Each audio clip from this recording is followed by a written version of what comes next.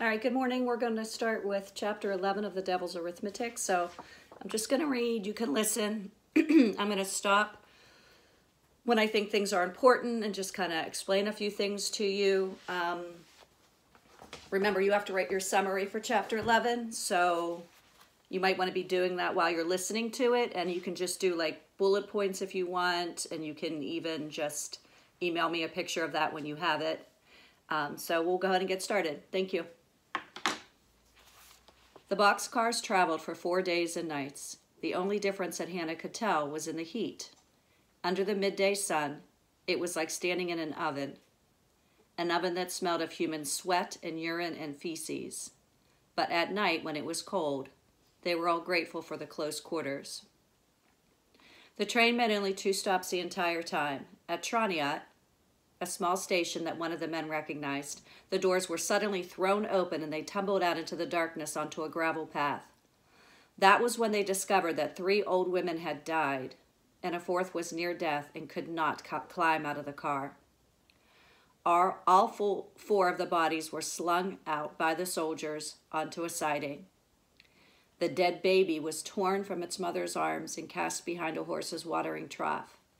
The child's mother began to wail, but her husband slapped his hand across her mouth, whispering, "Hush, hush, hush." A bucket of filthy trough water was passed around, and everyone grabbed for it eagerly. Hannah managed a mouthful before it was taken from her. There was hay in that mouthful, but she didn't care. She'd never tasted anything so sweet. Remember, a couple of chapters ago, Hannah was complaining because the milk had pieces in it, and she didn't want to drink it, and she was complaining how it tasted, and now she's grateful for dirty water that has hay in it. A feeble pounding came from the other boxcar. "For God's sake," Shmuel cried out, "open the doors for them." But the soldiers ignored him, hurrying the bucket along. At the second stop, they heard the grateful cries of their neighbors as they were led from the other boxcar. But pound as they might on the slats, their own doors remained shut. "Monsters," Gittel said, her voice a croak. "Monsters." It was the last thing any of them said on the moving train. On the 4th day, the train slowed. The noise of its wheels, a terrifying shriek. Hannah felt hope like a small bubble rise from her empty stomach. Her mouth was so dry. She could feel her tongue as big as a sausage between her teeth. Letting out a deep, sighing breath, she heard echoes of that sigh all around her. The train jerked to a stop, and the silence was like a prayer. Into that silence, the raw scraping of the doors being pulled open was loud as thunder. Air, fresh air, rushed in. Hannah tried to suck in as much as she could. "Rush, rush, schneller," came the harsh command. "Out, out, faster." They scrambled out of the boxcar to stand, blinking in the early morning light. Hannah's knees trembled from the effort of moving, and her head felt light from all the fresh air. When she looked around, she could see how weakened everyone was. Only Gittel, her dark green dress crumpled, the white collar torn, held her head high. She had an arm under Fag's, steadying her. Fag's white wedding dress was badly stained, front and back, and she was as pale as paper. Yitzchak, carrying both his daughter and his son in his arms, was still gulping at the air. The children did not move, and Shmuel, Hannah could not find him. Then she saw he was still standing in the door of the boxcar. "There are more dead here," he called. "Leave them," a soldier said, slamming his rifle butt into Shmuel's shins. "Get down." Shmuel got down painfully and hobbled over to Gittel's side. He put his hand on Hannah's hair tenderly, but it felt as heavy as a weight. "There are 5 old women from Vyask and the old Shimshon, the tailor, in there," he whispered. Then, under his breath, he muttered, "and a child." "Bork daim emes," Gittel said. "Down there!" a soldier shouted, gesturing with his rifle. Part of the moon still hung in the sky, a pale halo over his blond head. Hannah followed the line of his pointing gun. Below them, down a gravel embankment, was a stark line of low barracks. She tried to count them. They seemed to go on and on. A barbed wire fence surrounded them. To the side of the barracks was a small, pretty house where early spring flowers were opening. A wrought iron gate stood in front of the building, and over the gate was a sign proclaiming in large black letters, Arithmetic. Several of the villagers whispered the words, but the rabbi, his hand up to his eyes, strained to read them. "What does it say, Fegala?" he asked, clinging to his daughter's hand. Suddenly an old man. "My eyes." But Feg was beyond answering. It was Hannah who told him, her voice bitter. "Work makes you free," she said. The rabbi nodded. "See, my children," he said hoarsely, "we are in God's hands. We are not afraid of work." Behind him, the Bachkin whispered, "This is the devil's work, not God's." "Down there!" The blonde soldier called out again, "Schnell!" They were forced by the soldiers to scramble down the high gravel embankment, and the slippery stones slid away underfoot. Hannah went down on her bad knee and cried out once. Behind her, Feg tried to sidestep so as not to bump into her, stumbled, fell, and began to roll faster and faster downhill until she hit the bottom with a horrible thudding sound. Her white skirts were rucked up over her thighs. Shmuel ran after her, knelt by her side, and cradled her in his arms. Smoothing her skirts down, he whispered, "My bride, my bride." Feg didn't move. Get up, men to the left, women to the right." All the soldiers were shouting now. One pushed Shmuel to his feet. The children were torn from Yitzchak's arms and shoved toward the women's group. Little Reuben began to whimper, but the girl, Zipporah, was silent. It was Gittel who pulled Feg up. Feg looked dazed. Tears ran down her dirty cheeks, leaving gray runnels. Hurrying over, Hannah offered to help. "What can I do?" she asked. "What can any of us do?" Feg murmured. "See, I was right," Hannah whispered to Gittel. "Why don't you believe me? I was right all along. We should have run." "Run," Feg said, catching the last word, and repeating it in a soft, uninflected voice. "Run." Gittel shook her head. "There's nowhere to run, Feg. We are where we are. Hush." Then she turned her head and stared at the soldiers. "Monsters," she said, loud enough for them to hear. "You are Zinganji, newcomers, the lowest of the low," the tall, dark-haired woman said to them as they huddled in the stark barracks room. She was in a blue dress with green piping, and the short sleeves displayed a long number tattooed on her arm. "But that number, you are a prisoner too," Hannah blurted out. She'd been thinking that they would have to wear striped pajamas like the prisoners in the old photographs. Yet she'd seen no one dressed like that in the camp yet. Maybe that meant her memories were false ones. Maybe things wouldn't be as bad as she feared. "I am a prisoner." "Yes," the woman said, "but I'm not a Jew, see?" She held up her arm, so the blue number was plain. Whatever it was they were supposed to read there baffled the women, and they murmured together, "Quiet, you do not speak unless spoken to. I am a prisoner, but you are Zinganji, newcomers. And one of the first lessons you have to learn is not to call attention to yourselves. You, girl who spoke out, you will give me those blue ribbons in your hair." "No," said Hannah, surprised at the vehemence in her response. "They aren't mine to give. You can't have them." The woman came over to her and slapped her hard on both cheeks. "You never say no here, not if you want to live. I will have those ribbons. They go with my dress."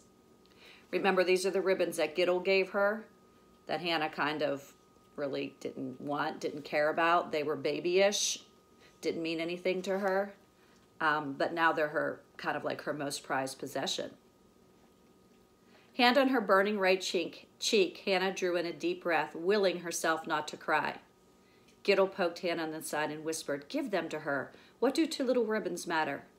Swiftly, she began to unbraid Hannah's left braid. Reluctantly, Hannah undid the right. "Good," the woman said, stuffing the ribbons into the pocket of her dress. "And now, you will all go in there." She pointed down a narrow hall. "Schnell. It is the most important word that you should learn. Whether I say it or the Germans say it, it is to be obeyed. Schnell." They hurried through the hall and found themselves in a kind of an amphitheater. Hannah noticed Shifri and Yenti standing together, holding hands. Esther was next to a tall, scowling woman, probably her mother. The woman in the blue dress was speaking again. "Quiet, quiet," she shouted, putting up her hands. "Now, since you are all filthy from your trip, you must take a shower. You will undress here. Help the children. It must be done quickly." "Quickly?" "What, here?" Giddle asked. "In front of each other?" The woman looked disgusted. "You have not learned the first lesson here. You will not last." Giddle stared at her. "I will last," she said, her voice low. "Now, all of you, undress, schnell. Pretend you are in one of your ritual baths. Oh yes, I am not a Jew, but even I have heard of it. What do you call it?" "Mikvah," murmured Esther's mother. "Yes, mikvah," the woman said. "Then this is your mikvah in preparation for your new life in the camp." She smiled and left.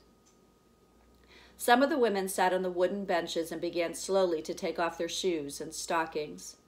But Hannah stood in the center of the room, staring around. "Don't you understand?" she cried. "There are no showers. There are only the gas ovens. They will burn us all up." 2 benches away, Esther was crying softly as she took off her right shoe.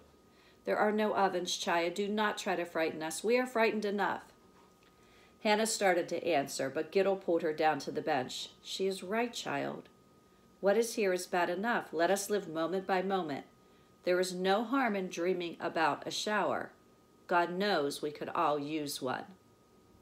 The last chapters we talked about is a better knowing or not knowing. Hannah knows what to anticipate. She understands what could be happening, and I'm not sure that it's the best thing for her or for any of them. And they're still trying to remain hopeful. So they're not going to allow her to take that hope away from them right now. Hannah was furious. They had to listen. She would have to make them. What use was her special foreknowledge if no one would listen? Maybe they thought her strange or sick or even crazy, but she was none of that. She was from the future, somehow. She could summon up those memories by trying really hard. She knew she could help them all if only they would let her. Then she looked up. The women and the other girls were shyly, painfully, slowly taking off their clothes. Hannah thought they looked so vulnerable, so helpless. Yet they had a kind of innocence about them and a kind of hope. All they were looking forward to was the shower. Biting her lower lip, she thought what her knowledge of the ovens, of the brutal guards, of names like Auschwitz and Dachau could really do for them here, naked and weaponless. Except to take away that moment by moment of hope. Maybe Giddle was right. We are where we are. She would not add more to their misery. She bent over and untied her shoes. They waited nearly 20 minutes in the cold room, and the silence was frightening. Beside Hannah, Giddle began to sing a quiet song about dreaming. Dreaming is better, dreaming is brighter. She sang. Esther, Yenti, and Shifri joined in. Hannah looked around the room and then leaned over and whispered to Esther, "Where's Rachel?" Esther kept on singing, but tears ran down her cheeks. Dreaming is brighter. "Where is she?" Hannah insisted. Though her question seemed to lack authority, with both of them sitting naked, goosebumps scattered over their arms and thighs. Esther stopped singing all at once and looked down at her bare legs. At last she spoke. Rachel always had trouble breathing in the spring. Hannah remembered the peculiar, breathy hesitations Rachel had made when she spoke. Did she have trouble breathing in the boxcar? Hannah asked. She began to shake even before Esther's answer, though she wasn't sure why. Is she dead? Dreams are better, Esther sang, her voice breaking on a high note.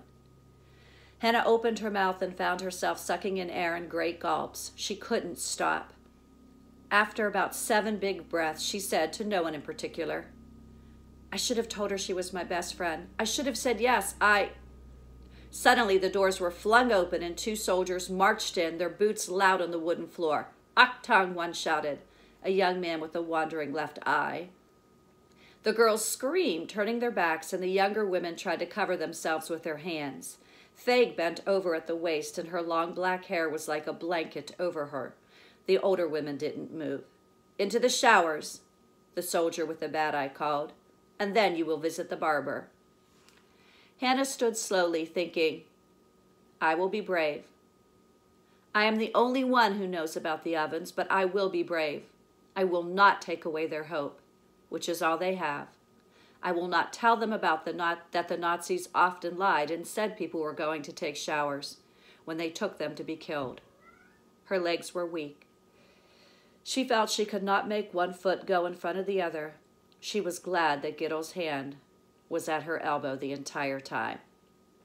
So at this point, Hannah truly believes that this is it, that there is no shower, that she's probably being led to the gas chamber, but she's going to do it willingly without taking away any hope that they may have, without adding to their fear and their frustration and anxiety.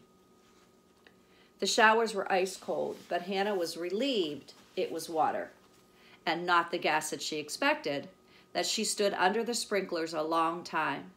She tilted her head back and opened her mouth, drinking in the cold drops until her belly was full. Suddenly, the showers were turned off. "Schnell, schnell!" the soldiers shouted, ushering them back without towels into the cold room. Head down, hands over her breast, Hannah walked through the line of soldiers, remembering how childish she thought the blue dress and longing for it. Remember, she called it a schmate, a rag, and made fun of it and didn't want to wear it. And now she definitely wishes she had it. Their clothes were gone. With nothing to dry themselves and no clothes to put on, they waited, shivering in the bare room. The children began to make small whimpering sounds, and Hannah had to stop herself from joining in. Just then, the door from the outside opened, and a soldier escorted a short, dark man into the room. "Here is the barber," the soldier said. "You will make a line for him, and he will do his job. There will be no noise. Remember, no hair, no lice." Lice, Hannah thought. We have no lice. The barber was clearly a prisoner. His own head was shaved, and with the bones so prominent on his face, he looked to be all forehead and nose. He cut their hair without any discernible skill, often pulling great clumps out with the blunt scissors. Chiffrey's 2 pale braids came off whole, landing with a soft thud-thud on the floor. She touched one with her bare foot, as if the plait were some sort of unknown animal. Faig's curls, tight from the shower, scattered across the floor like patterns in a rug.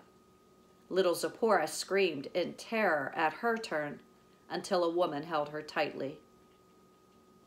When the man came to Hannah, she bit her lip so as not to cry and kept her eyes closed the entire time. She concentrated on what was to happen next, after the showers and the hair cutting, remembering the lessons in Holocaust history in school. But as the scissors snip-snapped through her hair and the razor shaved the rest, she realized with a sudden awful panic that she could no longer recall anything from the past. "I cannot remember," she whispered to herself. "I cannot remember." She'd been shorn of memory as brutally as she'd been shorn of her hair, without permission, without reason. Opening her eyes, she stared at the floor. Clots of wet hair lay all about. Dark hair, light hair, short hair, long hair, and 2 pale braids. Gone, all gone, she thought again wildly, no longer even sure what was gone, what she was mourning. She looked up and couldn't recognize anyone in the room. Without their hair, all the women looked the same. "Gittel," she cried out, speaking the one name she recalled. "Gittel, where are you?" Her voice cracked, and without meaning to, she began to sob almost soundlessly. Someone's arms went around her, and the touch of skin on skin made her shiver. Everything felt strange, alien, as if she were on another planet, as if she were on the moon. "Gittel," she whispered to the stranger with the shaved head who was holding her. "Yes, child," Gittel answered. But promise me you will cry no more before these monsters. We will never cry again." "Never," Hannah agreed, wiping her eyes with the back of her hand and feeling stronger because of the promise. Never. And that's the end of chapter 11. Remembering, is really going to be important to Hannah right now, and it's something that she struggled with in the beginning of the story that didn't mean anything to her, didn't matter to her. She didn't care about the memories. That was old stuff. That was boring stuff. But those memories may be one of the things that could possibly help her. And Giddle, whose character is evolving and coming out, again, showing us how strong she is and not willing to let them see her cry. So we'll continue with chapter 12 next time. Thank you.